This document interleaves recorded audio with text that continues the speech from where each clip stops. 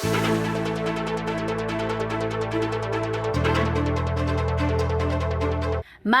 sisipon niya ngeni ing 5 anyo sa itimi.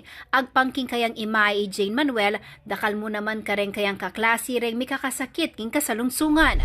Okay ne, pepa-check up kep. Ang katami din na niyang stong panulo. Actually, agyan ka rin group chat da rin nga anak, anang karakal magpa-excuse, huling halos ka rin nga anak, magka-flu lang yun. Kani king Dolores Integrated School king syudad na ning San Fernando, dakala mo naman kanong estudyante king klase ng teacher Jeneline Andaya, ring Elinog ngening Martis, October 10. Yung iba po na parent nagme-message sa akin, may reason po sila na may lagnat po yung anak, may mga sore eyes, o yung iba po inuubo tsaka sipon po.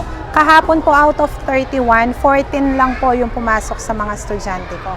17 po yung halos may sakit po. Siguro Pito ka ring grade 3 students sa tuturunan namang teacher Crisel Pasha ring mag-absent niyang Lunes, October 9. Ing sangkan, sipon, kuko, lagnat ang po kanong sore eyes.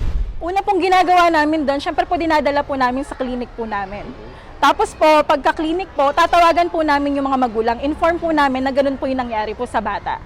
Tapos pag di na po talaga kaya ng bata, is tatawagan na po namin yung magulang para po ipasundo na.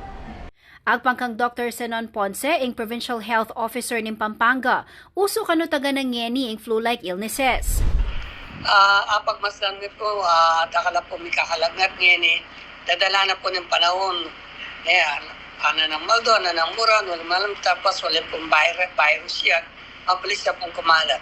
So far po, alas na yung alwa po, i-antigen test nila, negative naman po kay COVID. Maragulasang kan mo naman kanuning mabilis sa transmission na ning virus, ing era na pamanyulod face mask ding tao. Meron nakalapin po, emo po ka rin schools, pati ka rin workplace po, uling dakala po ko medical certificate ka na ako, dakala mo munta po na, dakala po talaga lalang at even rin pong taong kemo bale, uling dakala rin po lulwal ngeni, mag-face mask niya.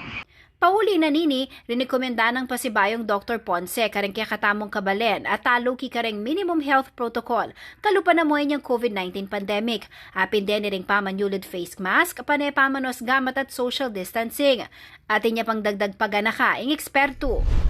Siyempre, as usual po, ita pong vitamins na mo, ascorbic acid, po pong witzig, at saka siyempre, proper diet po, increase water intake, and ita pong kahit po itang minimum health protocols, pero nung mas masantin po, nung balod na ng atinong sintomas, atinong sipon, lalagnat, body mali, natinong pong upper respiratory tract infection, may mas no pong munta ka rin dakalataw, lalo na rin anak, kailan pa pong kailangan long care po eskwela ulit. Totoo pong makapanawing trangkaso niya.